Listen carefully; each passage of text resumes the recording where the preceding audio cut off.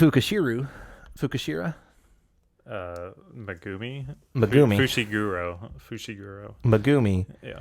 Mr. Magoo is running around looking for the school's haunted artifact.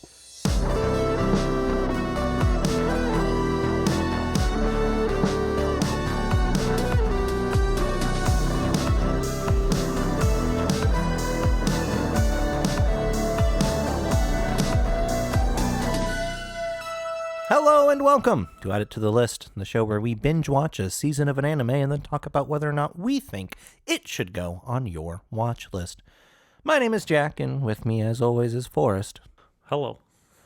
And today, beware spoilers for this week's episode, the first season of Jujutsu Kaisen. Along the way, activation warnings for just good old shonen violence, but you know, now it's 2023, it do be gory shonen violence. Yeah, it's definitely much more gory than most shonen. Yeah. That being said, Forrest, what was your experience prior to this episode with JJK? I feel like I have a lot of experience because I watched it when it first came out in anime form, and then I read the entire manga. And I've been reading the manga week to week for a while now, which I have lots of opinions on the manga in particular, but this isn't about that. It's about the season 1 of the anime. But so I had already seen season 1 of the anime, and you hadn't seen it. But what did you know about it before now? Yeah, so, I'd heard that it was God's gift to anime, back when it was coming out in 2018, 2019. I'd heard everybody go crazy about it. Yeah, I know a lot of people that go crazy about it too.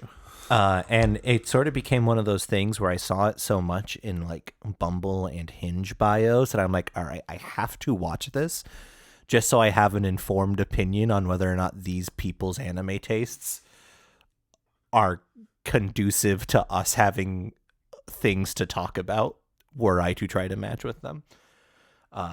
And you know what? I went in cold, and I don't regret that, right? I'm glad that I didn't look things up. I'm glad I hadn't really seen anything. And by seen anything, I mean, I legitimately, I'd seen the main character boy because media, but I hadn't seen any fights. I hadn't seen any scenes. I was cold as could be.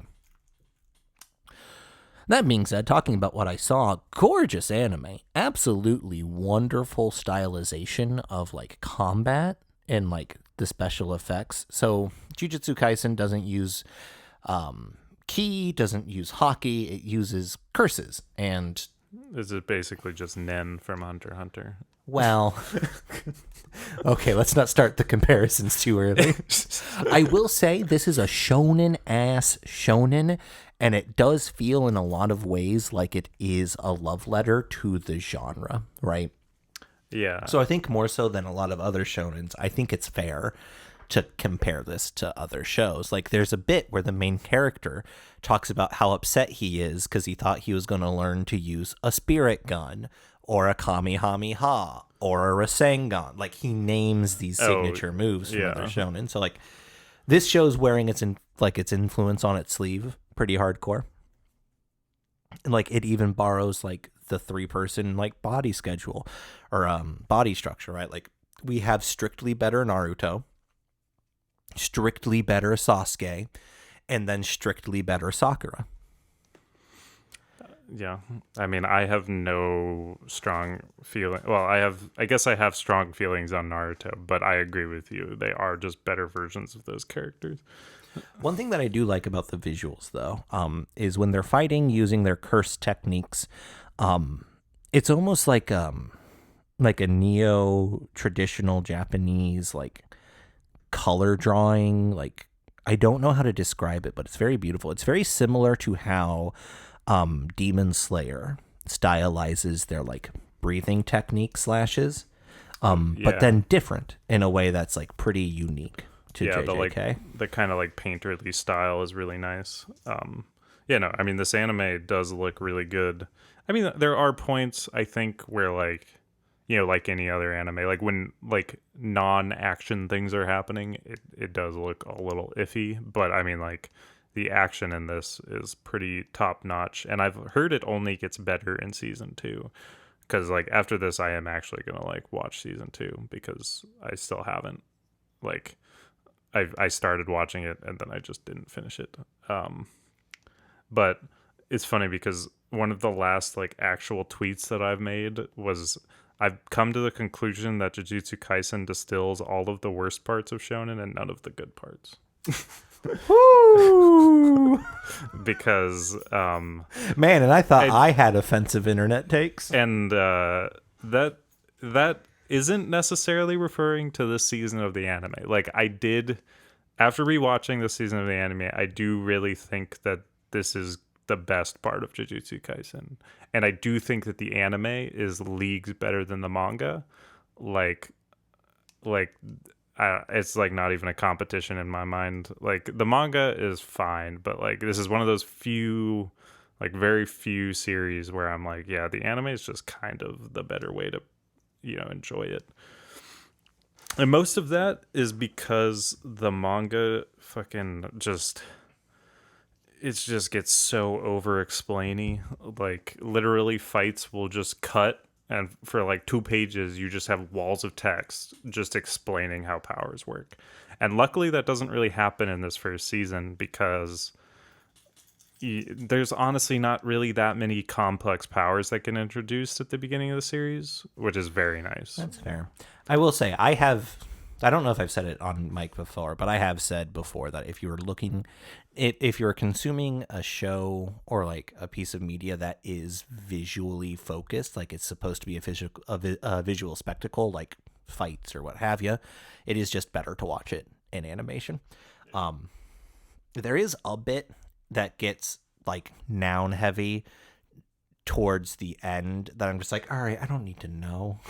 Like, just shut up. Dude, don't get me wrong. We don't reach like Iraqi cutting to everybody who we've seen so far this season on the sidelines talking about how these powers work because he never bothered to give us context or explain powers, right? Like we don't get to that point. But there was one time in the season where I'm like, just shut up. I don't know. I don't care. And honestly, I didn't think about it until you stopped to explain it to me. Well, I mean, that's like the thing too, is it's like it doesn't happen much in this first season because really we're not dealing like Gojo is kind of the strongest sorcerer that we get introduced to. But even that being said, like there's not really much you have to explain about his power. He probably explains how it works, but it's like he does. You don't have to, in my opinion, you don't have to explain how powers work right off the bat.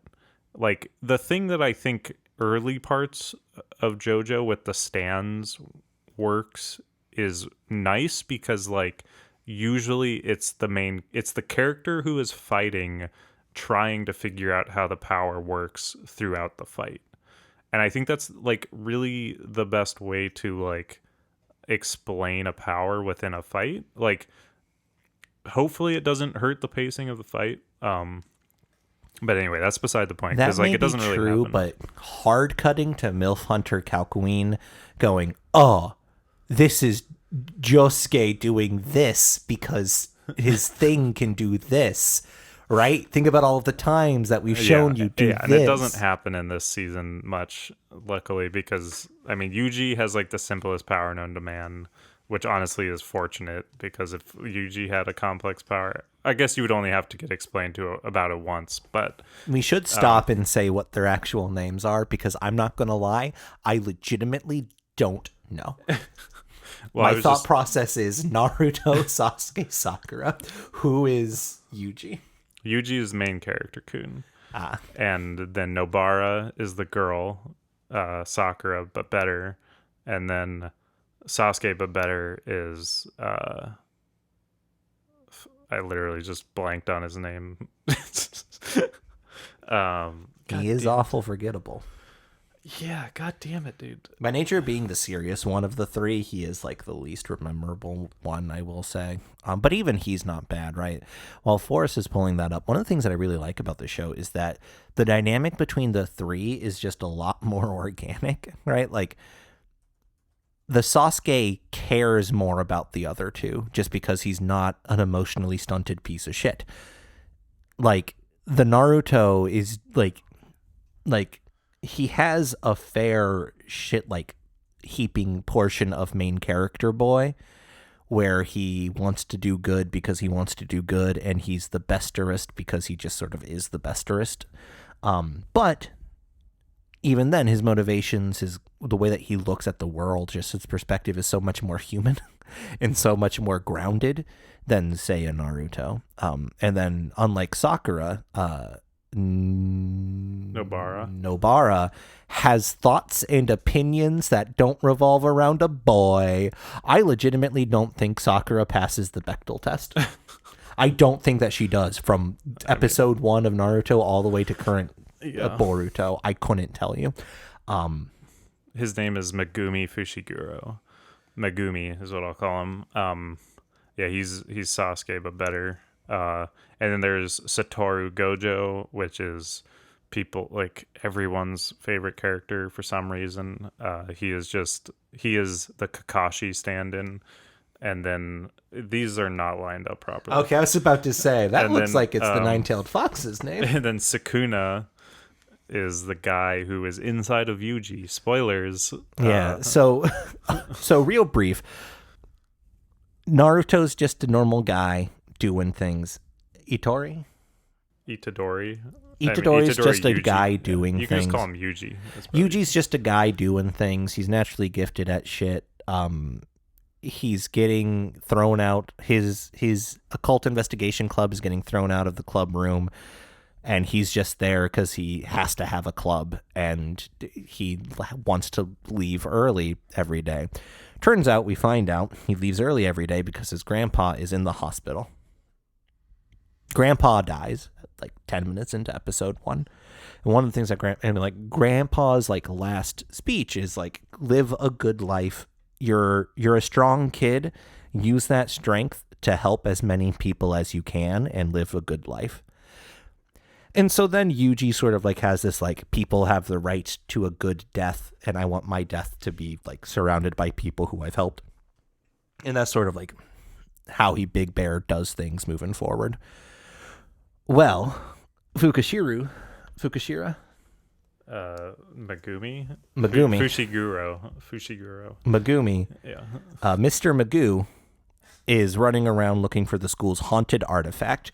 Brief aside, the show confirms that every school, in order to ward off weaker curses just sort of being the catch-all for like monsters, in order to ward off weaker curses, every school has a cursed item whose like curse aura like repels them.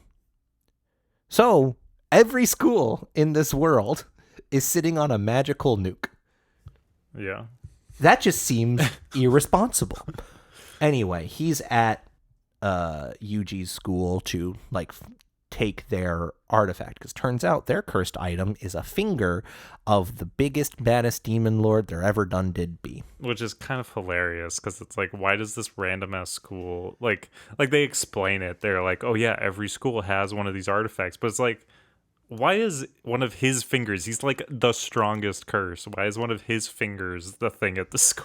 And there are multiple factions who like want these things. Yeah. So how did the school get it? It's a good question. You'll never know.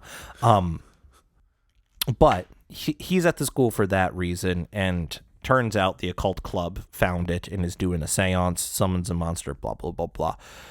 In order to make the curse go away, so rather than having your dad seal, spoiler alerts for Naruto, rather than having your dad seal a mystical being inside of you as a child, this Naruto eats a finger of the demon lord so that another monster couldn't eat it and grow more powerful. And that's how we get our nine-tailed boy. I mean, but rather it's our four-armed guy. Like, I'm fine with that. Like, I don't mind the way that Yuji gets that like, trial, I guess. Like that's kind of then going forward his big like it's not even really his motivation, but that's kind of the conflict, is that like he has this curse inside of him named Sukuna, who's like supposed to be the strongest, and all of his fingers have been like spread throughout Japan. But in my notes here, I was just talking, I wrote down how much I just don't like that Yuji is just strong for the sake of being strong. Like, I would be fine if they literally just were like, oh yeah, he works out a lot. But it's just like, oh yeah, he's just the most athletic kid in the school. He's just basically got superhuman strength. Because the amount that he's like flinging himself around and like landing on his feet in the first fight is just absurd. And then there's a point where someone's like, oh my god, he has so much talent, like raw talent. And I'm like, bro, that's just not, I'm sorry, this is not, I don't care that this is shonen. Like, there's so many characters like this, but I'm just like, all it would have taken is you just giving a reason for why he's the strongest. Where alternatively, I think if I had a reason, I'd be pissed off. Because Really? if I had a reason, I would then have to make the reason make sense. But if you just say this is how it is, I'll be like, okay. I mean, yeah, He's the besterest. But the reason literally could just be he works out a lot. No, that would piss me off, because then why isn't every gym in the world full of people like him? Why is he special then, if this is just a thing that people can work out? Yeah, I guess so you're that's right. why, like, your mileage may vary. Yeah. They don't explain it. I like it that way. Yeah, I mean, I don't really care ultimately, but yeah, that's just one of my gripes, because like at the beginning, like things just kick off so quickly, and then Yuji is just kind of like in the middle of it all, and they're like, oh yeah, he's just really good at fighting already. Yeah, he's keeping up. So that's just the context before we go into more. He goes to a magical school. That's pretty much it. Well, yeah, like Jujutsu is basically, well, cursed energy is the magic in this world, and Jujutsu Shis, that like Jujutsu Shi is the Japanese word for like Jujutsu sorcerer. They like say that over time, and that's like basically why the series is named that. I was looking into it, like Kaisen, I think. It means something along the lines of like to fight like spirits or some shit. I'm not sure. Yeah. But anyway. So that's just like all the context that you need to know. The only character who's a direct analog to a Naruto character that I think is worse than their analog is Kakashi. Goru, whatever the fuck his name is. Gojo is... If he was just himself, he would be a fine character. He's the strongest sorcerer that they know of.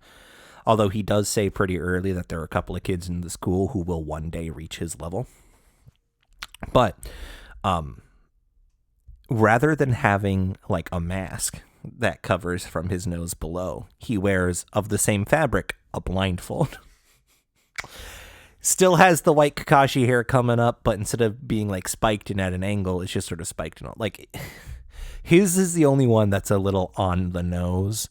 And honestly, I think he's more boring than Kakashi. Like, he doesn't read porn all the time while talking to children, though, so that's nice. I mean, sure. He also doesn't shove his fingers up anybody's butt, at least not that we see. Yeah, that's fair. His power is like the one power that does get explained that I'm a little bit like, okay, I don't know if that's how that works, but also like, he talks about how his power is like the infinite that exists in between things, and he only ever refers to his power as the infinite, and like people talk about like the infinite, and to be fair, you know, it's the paradox of motion, right? I forget who the original like person behind it is, but the paradox of motion being you can't moving is impossible, because in order to go one step, you need to take an infinite number of fractional steps, and you cannot take an infinite of anything. Mm-hmm.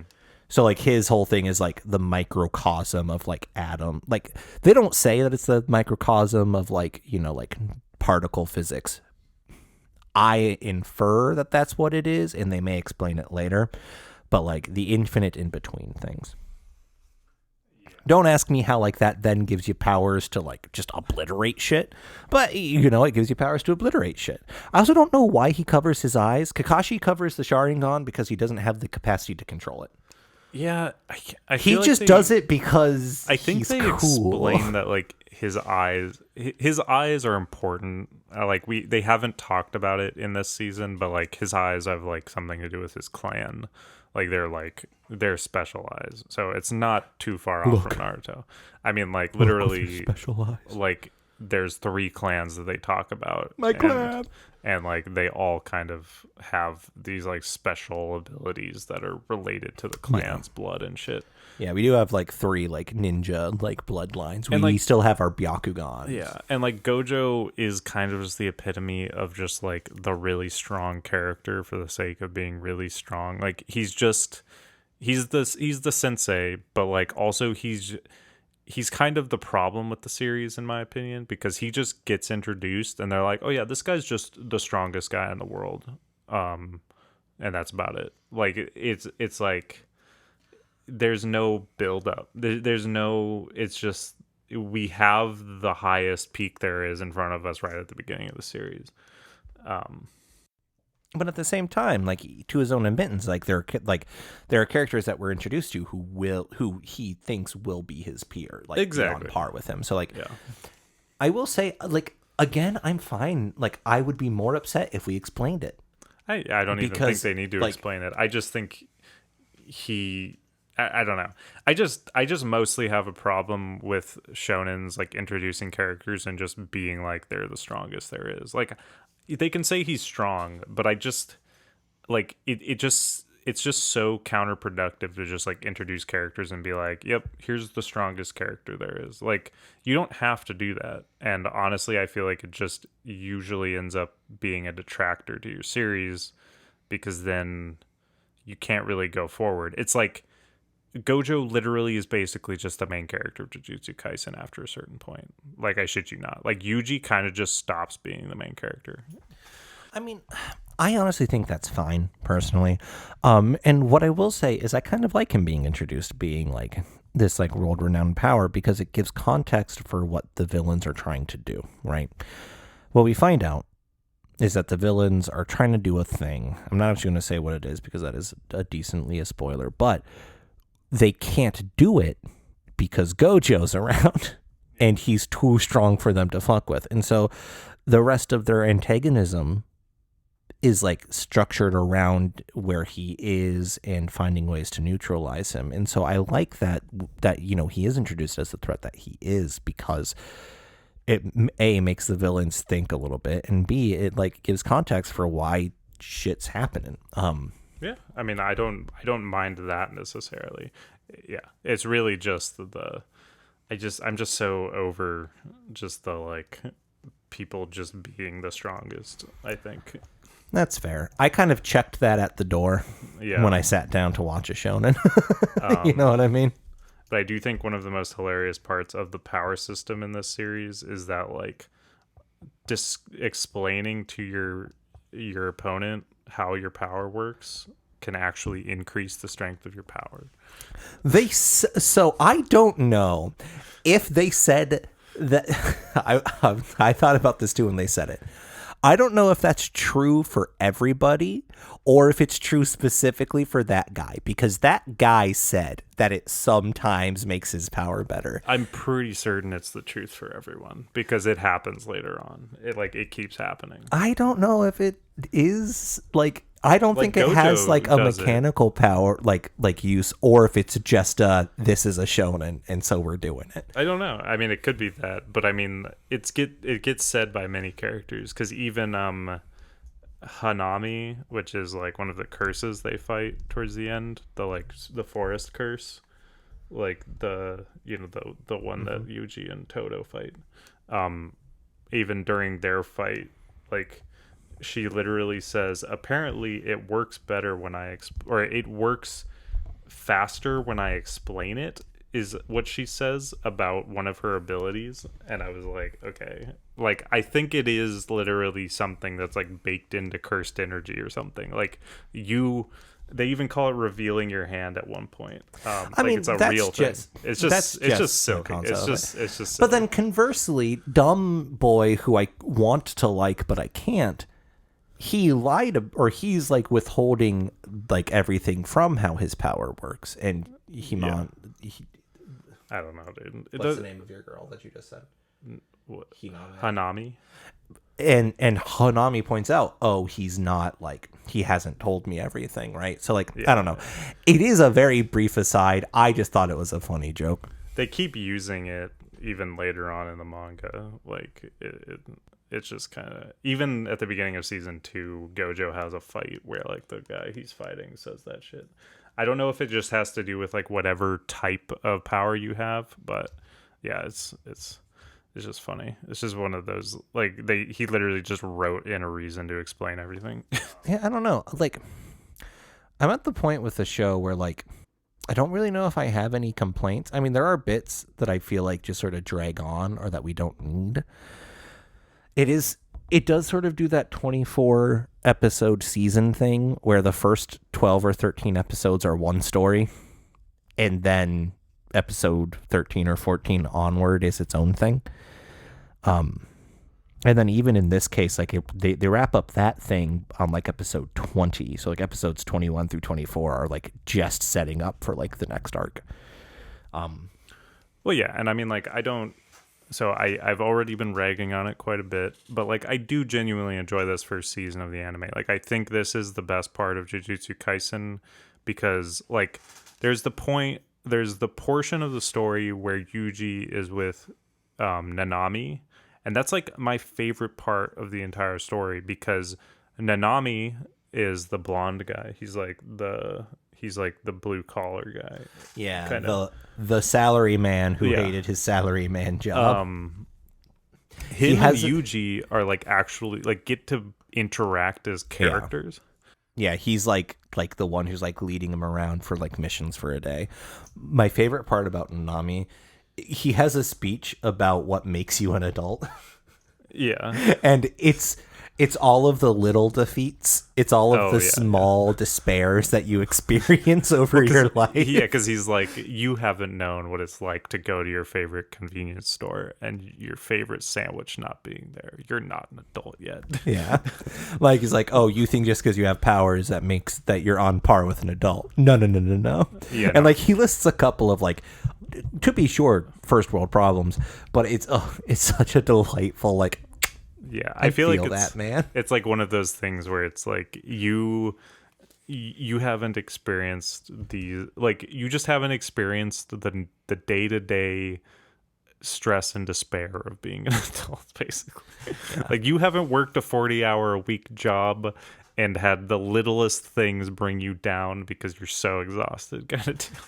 He also has a thing where he talks about doing overtime. Oh, it's yeah. Like, I started work at 10. This fight's going to be done by 6. Well, that's why, I mean, honestly, he has a really cool power. I like that power. And I mean, he's one of my favorite characters because, like, he gets the most characterization out of most of the adult characters. Like, Gojo is just like one note to me. Like Gojo's just a guy. Like Gojo's just a guy. Gojo and Yuji are like basically the same exact character. I mean, yeah, they're just Big Bear doing things. Like Yuji is just younger Gojo. Gojo has shit that he's doing. Like Gojo's cooking some sort of like big world shaking like changes to the status quo. Yeah, but he doesn't act that way. But like that's going on, right? Whereas like Yuji is just like, I'm gonna help people. Yeah, and like I do like the moments where Gojo, is like basically just giving it to the man. He's just like, I don't care. Like if he's like, I love how he's just like, I literally could just kill all the higher ups and just like fix the problem, but I don't want to do that. And what were you gonna say about liking when Yuji was with Nanami? I'm sorry, I distracted you. Well, yeah, like when Yuji is with Gojo, like And I get this is kind of the point. Like they're just kind of being dumb. Like the way they interact with each other is just silly, and like there's nothing meaningful happening there. But then like when Nanami is with Yuji, like they're vastly different people, and that like actually gives, you know, a chance for some like actual character writing. Like these people interacting with each other and like actually getting a chance to know each other and, you know, have conversations that aren't just like, haha, we're being stupid and dumb. And that's also why I like the part with Junpei, I think is his name. He's like the high school student, you know, who like gets in with Oh yeah. Mahito. That's like my favorite part because that's the only part of this season that's like a story. Like Yeah. that's the only part that like has a beginning and an end and has stakes. I mean most of it has stakes. Most of the like series has pretty decent stakes, but like that's the first part where like, you know, you build up this relationship with Yuji. Yuji gets some characterization. Yuji has a motivation to help this kid because he sees himself in the kid, and, you know, they share interests, and like the kid's also bullied like phenomenal like kind of absurdly. Like that's like something even like when we watched Tokyo Godfathers, you know, like there's that really gruesome scene with like the high schooler or like the teenagers. If you know, you know.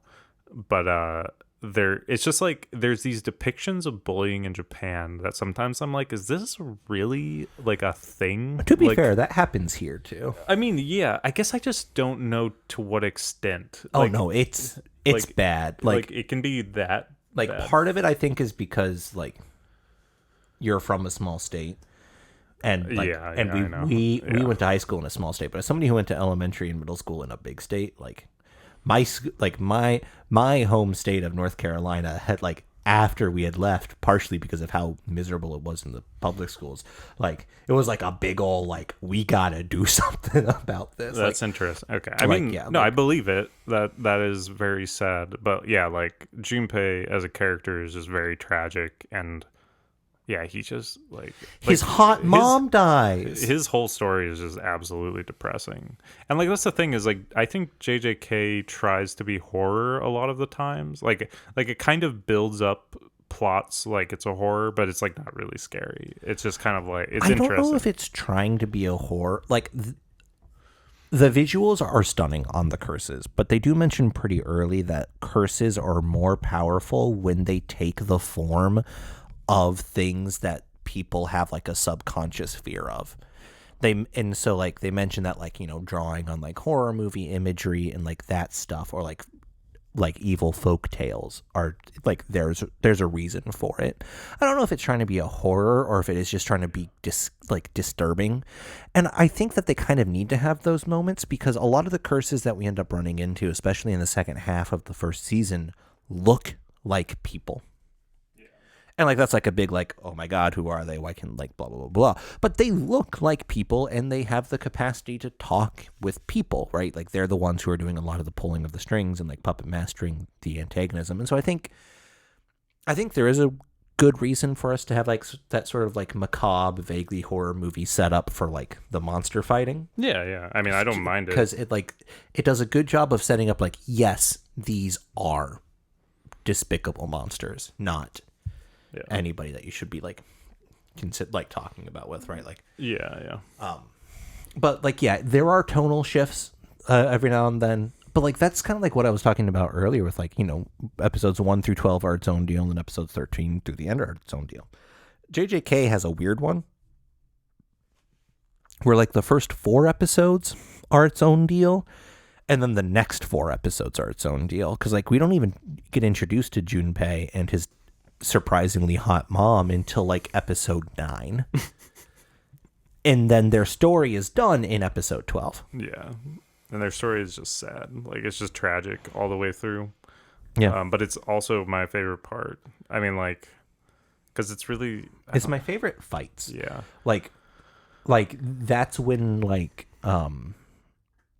Yuji gets over his like I'm not going to kill a person, because one of the things that the villain can do is change people physically.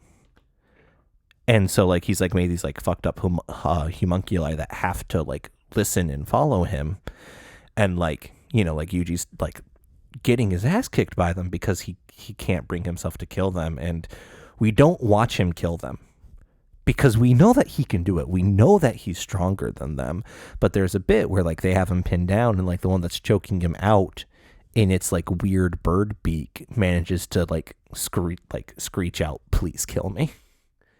And then we see Yuji have like this like sad determination, and then we cut back to Nanami and the bad guy fighting.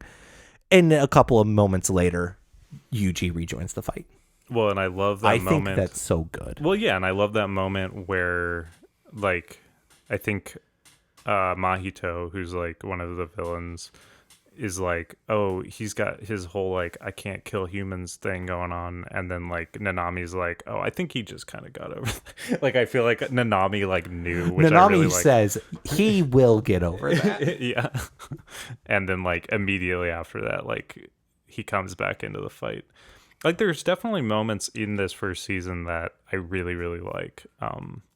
And you know, I feel like at the beginning, you know, I started off pretty harsh, but like I also just feel like I've been like super just like burned out by the manga.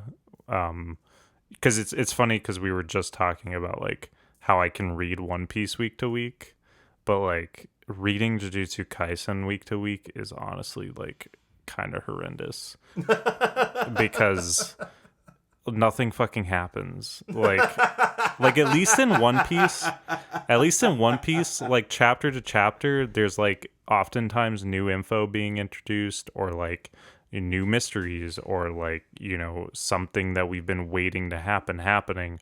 But like in Jujutsu Kaisen, it's kind of just all fights, and especially later on, it's just all fights with a bunch of people I don't care about.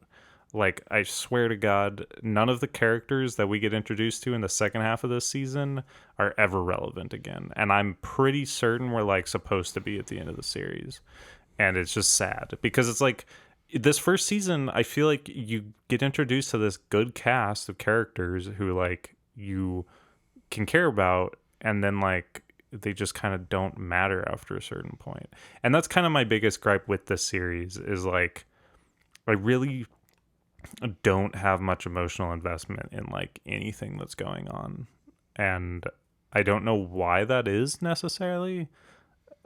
It could just be the manga. Like I was pretty emotionally invested in the Junpei stuff for sure, but like honestly all the stuff at the end of this season is just kind of cool fights, and I'm like not really like invested in what's actually happening or like the stakes of like what's happening, you but know? the fights are so cool though. I mean, but yeah, that's the point. And like that's kind of when I said that tweet that I made about like how Jujutsu Kaisen distills all of the worst parts of shonen, is that like it kind of is just that. It's kind of just fights. And it's kind of nothing else. I'm super here for it, though, because the fights are good, though. Because, like, don't get me wrong, there are shonens with abysmal fights. And one of the things that, and maybe it gets worse over time, but one of the things that make the fights here good is that everything, like, don't get me wrong, like we were talking about earlier, we start off where people are superhuman, right? Like Homeboy is. But one of the things that I like about it is that we're still on like the grounds of like punching or like small blasts or like using like melee weapons. Oh yeah, no, I love the fights. And like even the main villain at this point is like doing like stuff with his body, right?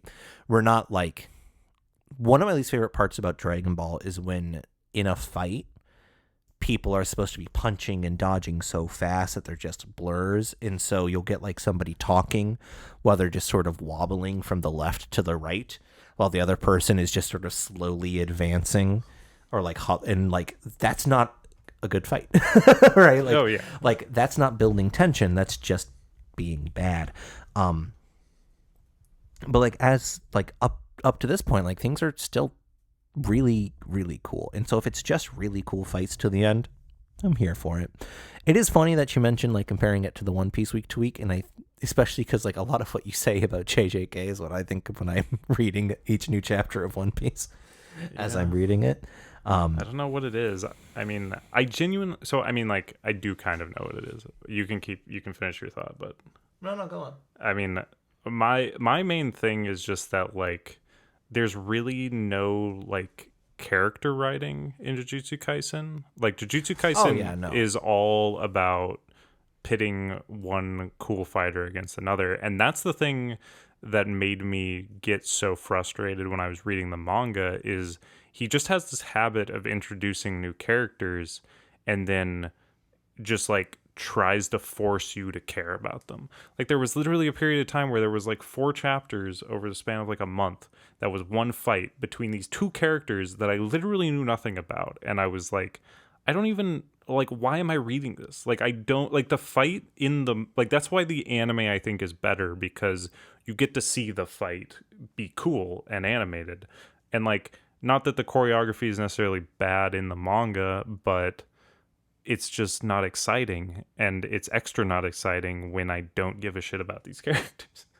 And that's the thing that I like in One Piece, is that like I care about the characters, and I've cared about the characters since the very beginning.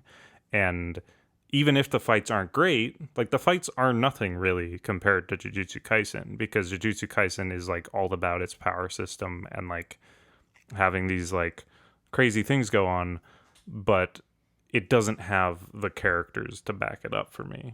And that, I mean, and yeah, obviously to each their own, like that's just a personal thing. But I think as I've gotten older, I've like started to notice that I care much more about characters and the fights than just the fights, you know? I mean, that's fair enough. I don't know how much One Piece baiting I'm supposed to be doing in this main feed episode, but Oh, you don't have to. I think all things being equal, One Piece characters also don't I'm glad that like you like what you like, but I would honestly argue that Jujutsu Kaisen's character writing is about on par with One Piece character writing. I will say that that doesn't mean that there's a lot, right? Like we do almost nothing. Like we do all of Sasuke's backstory in an episode, and it's not that much. But that's honestly kind of one of the things that I really like about JJK compared to other shonens, is that people have sad backstories, but we're not like super duper ultra condensing. Like we're not entering character backgrounds into the saddest story ever competition like every other shonen does. And so as a result, they tend to be a little two-dimensional, and they tend to be a little bit flat as far as backstories go. But at the same time, I really like the characters because they have thoughts and opinions about things, and I don't need it to be rooted in their backstory because they're people wanting things, right? Like thinking about Sasuke, or thinking about Sakura, right? And why this Sakura is just better. We know nothing about her by the time that season 1 ends. But what she does is have thoughts and opinions and wants and desires. Do I really know what she's about? Not even kind of. Do I have a good feel for like, could I predict what she wants? No, not even kind of. But that's fine, because there is still some sort of like cohesion to how she's like carrying herself and how she's like moving forward. And I think part of it is I can't like pinpoint anything in specific about her because she's kind of just a person, right? Like she's not a character, she's a person. And the reality of it is people are boring. I mean, that's fair. But I don't really read manga to read boring people. I mean, that's also fair, but also like if you want to read about people, go read not a shonen. Saga. I mean, yeah, like shonen is not necessarily about characters per se. Like characters are there, but like, you know, if I want to read like incredible character writing, I would read Vinland Saga. But like I think my main point is just that like there's no moments in Jujutsu Kaisen where these characters really like, you know, have like, I don't even know how to put this, because like I keep thinking about like comparisons, and I'm like, there's never been a moment where like Yuji had to do something in order to like, and he doesn't have to. Like Nobara gets to be a person on her own and like that's great. And like I honestly love the female characters in this because they're all just kind of people, and they're all just kind of, they get to do what they do. But like they've never had any like moments where like I was like, oh shit, like one of them like really cares about the other one. Even when like Yuji comes back, like literally they're just like, their reaction is pretty normal, like, and average. Like they're just like, oh fuck, he didn't actually die, and they're kind of in shock, but then they kind of just like get back to normal, like nothing ever happened, and they hardly even knew him before then. Well, I mean, and so I think that's why the moment's fine. So context: Yuji goes ghost and gets taken over by the nine-tailed fox, and then the nine-tailed fox rips Yuji's heart out because Yuji doesn't know how to regenerate his heart, but while he's in control, he knows how to use the cursed energy to keep the body alive. So he's like sort of keeping Yuji hostage, thinking this kid's not going to turn back just to die, just to kill us both. Well, Yuji's the type of guy who's going to turn back just to kill them both. Blah, blah, blah, blah. He comes back, pro-tag stuff. And then for whatever reason, Goju tells Yuji that he's not going to tell the others that he's alive until later, which is dumb and doesn't make sense because he doesn't have a reason to keep Yuji hidden. And it's not like he is keeping Yuji hidden. He's sending Yuji on missions. He's just not telling his friends that he's alive. Well, I mean, he is kind of keeping him hidden from the higher ups because, like, the Jujutsu. But how hidden is he going? Well, exactly. I know. How he is, hidden like, is going he from on the a mission higher ups if he's going on missions? Yeah. Like the whole like Junpei thing is a mission with the hand. Like yeah. Anyway, so they like do a reveal before the school festival. It's not a school festival. They do a reveal before the school festival, but Goju's talking about how it's going to be like this big, like, oh man, they're going to feel some sort of way about it. And they just sort of don't. And I like that for a couple of reasons. I mean, I like it. One, I thought it was hilarious. But if anything, they should be fucking pissed. and they are were. angry. Yeah. Like, what the hell, dude? But also, like, in the episode where he dies, which is a very good episode because it's like episode 4, and like you don't know what's going to happen because it says, and you know, somebody's dead. Like the title is something along the lines of "and somebody dies," and I was so angry because I thought that they were going to kill Sakura because like just the way that episode's structured, like there are moments where she's alone and out of her depth, and like they're not going to kill main character boy, and then they kill main character boy. Oh my god, sick. He's coming back, but sick. But like the episode after, like when they're back at school, like both she and Sasuke are talking about how like, yeah, no, like we had like what 2 weeks, 2 months with him. Like, yeah, exactly. This sucks, but like that's a shame. So like, I like that it was a nothing moment. I like that they didn't have that character moment because they weren't invested in him at the time. And I like that the characters aren't doing things for the sake of each other. They all have their own motivations, and they're all doing like what they're doing because they're finding their strength within themselves. Friendship does not power them, which is so refreshing in shonen and just in like media in general, is people have their own things and their own reasons for being. I mean, I also love Maki. Like Maki, she like gets even better. Like she's honestly like the only good character going forward at IMO. I just like have never cared about Yuji like at all. I mean, yeah, Yuji's hard to care about. I like Yuji as a dude, but I mean, yeah, I think he Yuji's has hard good to care moments. But God, what was I gonna say? So we're kind of done, and we didn't do the thing. I mean, then we can do the thing now. But I mean, yeah, I don't really have. Yeah, it's weird because like now that I'm talking about it with you and like you liking it so much, like I'm like I don't like hate, like don't get me wrong, I don't hate Jujutsu Kaisen. I just think it is incredibly just average in my opinion. Like it's got cool stuff. And like even when I was like I loved the openings. I love the openings for this. And I like remember when the season of anime first came out, like I was just listening to both the openings like constantly. And so they're just like ingrained in my memory. And like I was watching the first opening like not long after I started rewatching it, and I was like, wow, this makes me really like Jujutsu Kaisen. And then I would start watching it and I'd be like, I don't really care. But that's the aesthetic thing that I think Jujutsu Kaisen has going for it, and I do think that that's like one of the reasons it's so fucking popular is that like it's cool. It's really cool. And like the openings honestly make it seem 10 times cooler. And then when I watch it, I'm just kind of like disinterested half the time. Don't get me wrong. The episodes when they're talking about the plot and progressing the plot are the worst episodes, right? Like there are some episodes that I could not care less about. I watched it subbed and I still wasn't looking at the screen for some of it. So I don't know what some of the plot important parts are. And that's fine. Like, I think it's like just set my bar so low.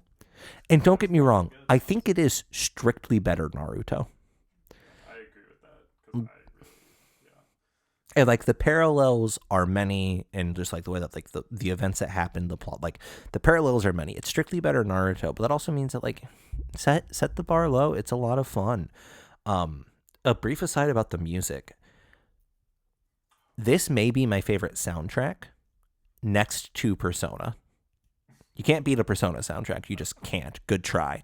But next to Persona, it may be my favorite soundtrack. It's probably my... Intro number 1 is my 4th favorite intro. It's behind Persona, obviously. And One Punch! And God's perfect intro, which is the Tiger Mask intro. Right? But like, especially the first intro. The first intro musically, fantastic. But also just like visually, it does a lot of very interesting things. The whole framing for it is super cool. It sort of experiments a lot with the art style and some of the visuals in that space. And then the second intro, the music is good, but like the actual cinematic that you're watching is so much more generic anime-y opening. Yeah. Well, I was gonna say that there's like one song that plays when Maki is fighting Mai during the like exchange event, and like I don't that song was just like really dope. It was just like really cool, like rhythmic electronic music, and that's just like right up my alley. There's also like a lot of like rock hip hop. Yeah, like that's for the fight songs that are really so funny good. When that just like pops in, and you're like, oh, okay, yeah, but. Genuinely not bad. Like I said, like I think this is one of those few series where I think the anime is just better than the manga. So if you're gonna experience it, you should just like experience the anime. And fun DP 100%. Because yeah, I mean, I guess I can just tell you now that we're like basically done talking about the first season. Should we do the thing? Sure, yeah. Before I like spoil shit in the manga. So Forrest, would you add this to your list? I guess yeah. But I feel like you said, like set your bar low. Like it's just a fun watch. I definitely like found myself like actually getting hype about things towards the end of the first season, which. Like, I mean, I feel like that's saying quite a bit. Like, the fights are really fucking good. So if you're into shonen, you'll probably enjoy it. But also don't expect anything, like, incredible from, like, a character and storytelling perspective. That's fair. What about you, Jack? Would you add it to your list? Oh, yeah. I think the next time that you're in between shows and you just want a nice, easy watch it. I watched it subbed because we share your Crunchyroll and we were both trying to watch it at the same time. So I made a free account that was non-premium. And after episode 2, it forced me to watch subbed. Oh, really? Because dubbed was premium content locked. Oh, weird. That being said, I would recommend the dub. Sorry that I kicked you off as I was watching. It was so funny. I loved it. I didn't actually know that was a thing. Yeah, I mean, can't watch more. I don't know if it used to be a thing or if it's like in response to like Netflix with the whole password. Like, yeah. one of my favorite memes in like the past five years is when like Disney or Netflix first announced that they were going to like crack down password sharing. Just the picture from the first OP of One Piece, which is just, and then the great age of piracy began. And you know what, Crunchyroll? Yeah. Watch yourself. Anyway, I'd recommend watching it dubbed, but watch it. It's a lot of fun. Like, yeah, walk around, do your chores, and then when you hear that a fight's about to break out, like, look up. Yeah. Anyway, so what happens after? Or what, like, spoiler were you going to talk about? Well, I was going to talk about Maki because, like, Maki just, like, she has a whole thing with the Zenin clan, and she, like, fuses with her sister, like, through Whoa. Like hold the fuck up. The twins. Yeah. Both of which are like black sheep of the family, one for not being very strong and then one for just like not being able to do any curse energy manipulation. She basically like they goes fusion well, see, that's the thing is I don't quite remember how it happens, but basically Maki like goes in and like completely just fucks up the Zenin clan, and then like because of some I don't know. I literally don't remember. All I know is it's epic, and it's one of those moments in the manga that I was actually hype about. But then like after that, like also I mean, like, are you going to watch the second season? Yeah. Okay. I'm not going to tell you I don't care. Cuz Nobara basically dies. No. Like, it's kind of... What do you mean, basically? It's unconfirmed, is what I'm saying. Like, I literally have no fucking clue if he ever plans on bringing her back, but, like, she dies during the next major arc, which is, like, the Shibuya stuff that they briefly mentioned in this season, and then they kind of just don't talk about it.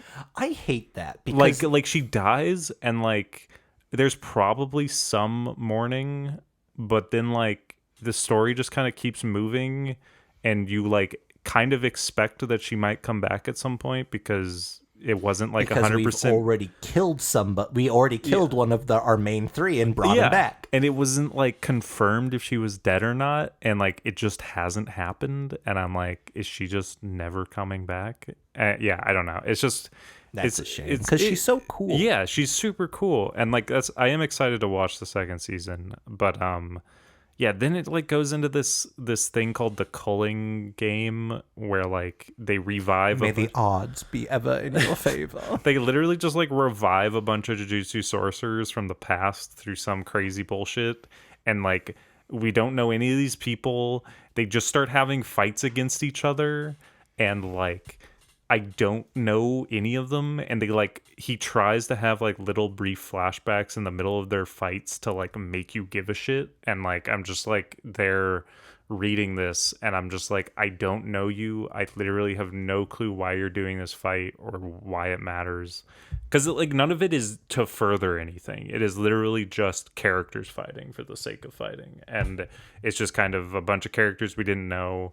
Like none of the Kyoto characters, like Toto and like fucking Miwa, like none of those characters are there.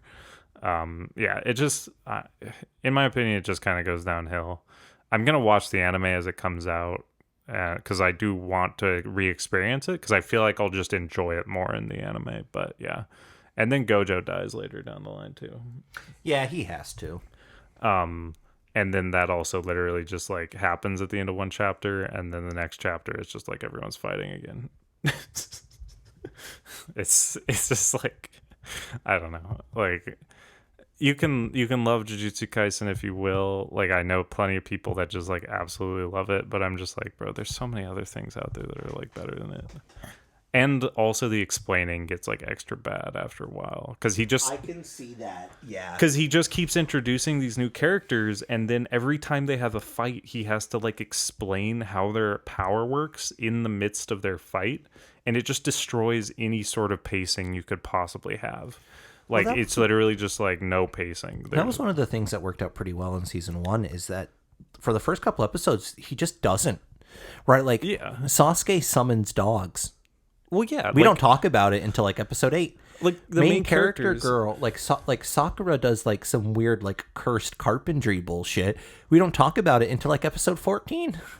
Yeah, and like And that's like we don't need to because we see it happening and we figure it out. like it just gets overly complicated because it's like Toto's power is dope as hell. Like just clapping to swap places with someone, like that needs little to no explanation. And like I've had this discussion with our friend George before. I guess I don't know if I should name him, but anyway, I had a discussion with him about power systems and like how I just feel like Jujutsu Kaisen's power system is just trying to be complicated for the sake of being complicated.